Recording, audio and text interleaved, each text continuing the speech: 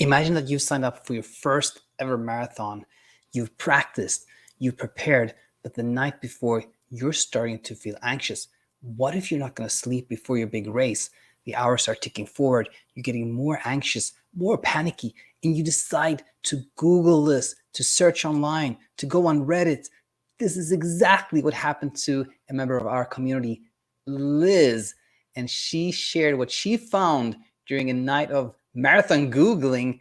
And surprisingly, she actually found a really, really nice article that she suggested we review here in Heard Online, which we'll do. And there's some really, really interesting insights there that I think will be particularly helpful if you're somebody into running or exercise, but for anyone really. There's some very generalizable insight there. But before we look at the article in today's Heard Online episode, let's look at the original email from Liz that came in a few days ago. Liz said, "Hi, Daniel. I wanted to send you an article I thought could be interesting for a Heard Online episode related to running a race on little or no sleep.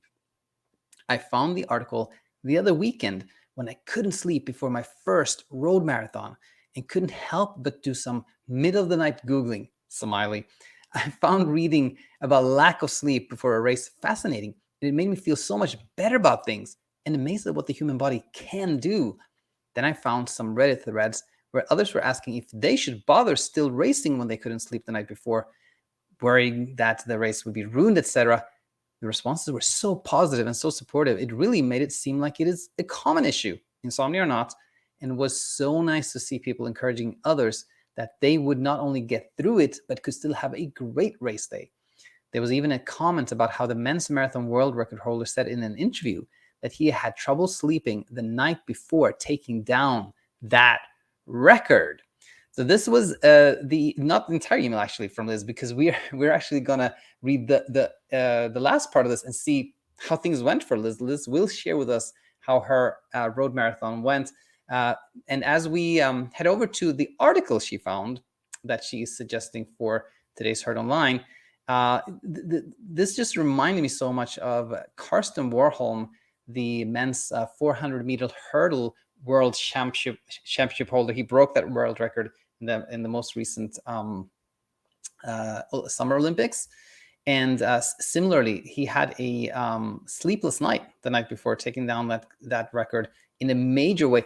In fact, the runner-up, the person who finished in second place, who also broke the world record, but not by as much as Karsten Warholm, also had a sleepless night the night before. So you can see there's kind of a theme here. In fact, that theme carries over into the beginning of this article by Coach Jeff titled, "Will a Bad Night's Sleep Before a Race Affect Performance?" So I'm actually going to skip that because the first stretch is the same story. Coach Jeff says that in his first conference championship in college, he was nervous, and then his coach told him, the same thing has happened to me. I didn't sleep before a race and I went fine. And then Coach Jeff, who wrote the article, also did fine. But he's wondering, okay, is there any kind of scientific back? What does literature say about this? So this takes us to this part of the study, or the article here, where the headline is, "Are you sure a lack of sleep won't affect me physiologically?" And Coach Jeff writes, a 2007 review paper, and review paper, by the way, is, as the name suggests, when somebody says, let's take a look at the literature on this topic and kind of summarize everything that's been said on this topic. So in 2007, Thomas Riley and Ben Edwards at the Research Institute for Sport and Exercise Sciences, they reviewed this topic. They sifted through a variety of studies on the impact of sleep and performance. The data they collected from a myriad of studies suggests that while mental cognition was lessened, physiological markers of endurance performance were surprisingly stable, even after a few days' worth of poor sleep. Riley and Edwards were able to demonstrate that leg strength, fatigue resistance, and oxygen demand at various speeds on a treadmill were all unaffected by night of poor sleep. I took a look at this review article, and I couldn't read the whole thing, but everything was very much aligned with what Coach Jeff said here. And now we get to the part that I thought was really, really interesting and generalizable as well. They took a close look at a particular study. Let's read this. In one study, Dutch researchers had 10 men do all-out 20-minute cycling time trials. The control group was allowed to sleep as normal, while the other group arrived at the research lab at 11 p.m. and were not allowed to sleep until they had completed the time trial at 1 p.m. the following afternoon, so no sleep at all. The control group covered an average of 7.68 kilometers during the 20-minute cycling time trial. Surprisingly, the no sleep group performed almost exactly the same. They covered an average of 7.62 kilometers, and physiological measurements, including average heart rate, were also nearly identical. So in these two groups, sleep or no sleep, they were able to bike just as far. Now comes the question: why does it feel harder on no sleep? And this became really interesting to me. Two things.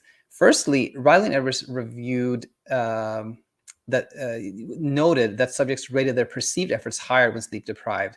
And the authors of that review article, Riley and Edwards, suggested that this may be because the brain and nervous system are biological structures that need sleep the most, while your heart, lungs, and legs are ready to go full tilt even when sleep deprived. In other words, they're saying that the heart is always kind of pumping. There's no big difference between sleep or wake, versus there's a bigger difference in the brain versus sleep and no sleep.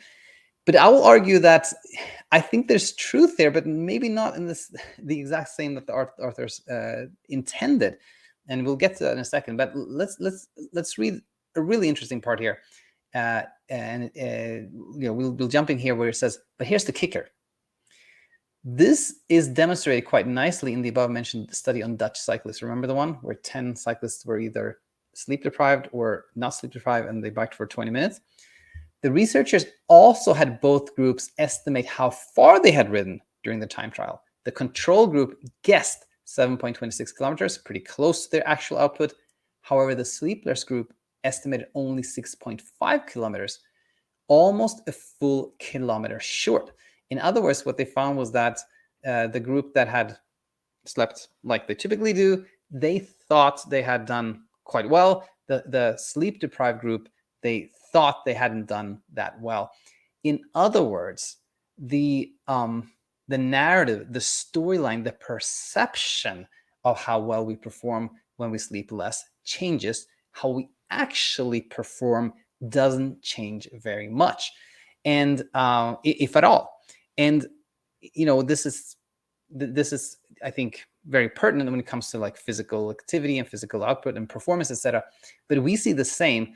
We have seen the same in Heard Online episodes, and also anecdotally that this applies also to performance when it comes to the mental acuity, mental sharpness, if you will.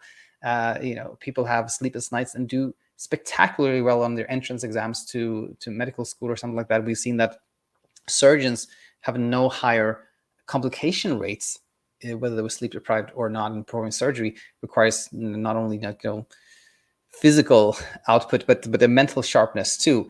But it's interesting again to note that when we think, I didn't sleep well, I didn't do well, or when we think like, when we have this perception, the narrative becomes that I'm not doing well. Then what I'm trying to say here, what I'm trying to say is that when our narrative is really what matters, like our actual output doesn't really matter.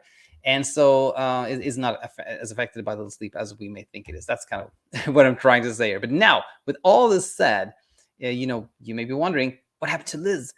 She had signed up for this marathon. She was nervous. She didn't sleep much. She found all this information online. But how did things actually go for her?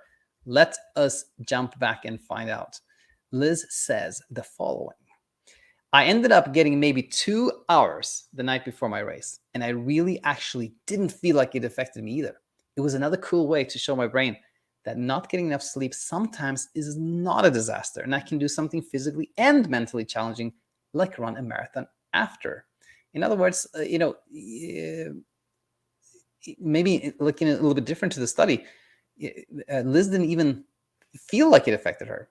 To me, as opposed to those people in that Dutch study, Liz actually she was educated. She knew that she could do well even without sleep, and she had support from others. She knew this was nothing strange or unusual going on. And when we have that education, we know that this is not unusual, nothing strange, nothing remarkable happening, something very typical and ordinary, I'll be fine, then our narrative is, a neutral one. It isn't that narrative of like, oh no, this happened, that kind of doom and gloom narrative that can happen when we're not so educated. So again, our perspective changes when we're educated. Like Liz was here. And finally, Liz says, my insomnia journey started about 5 months ago, and I've come such a long way thanks to your resources and getting to talk to Alina in the BedTyme app. Just wanted to say thank you for everything. Thank you so very much, Liz, for sharing this with us. So glad you got to do this road marathon and that it went well. And for everyone out there who tuned in here, what are your thoughts? Have you had a similar experience, a different experience?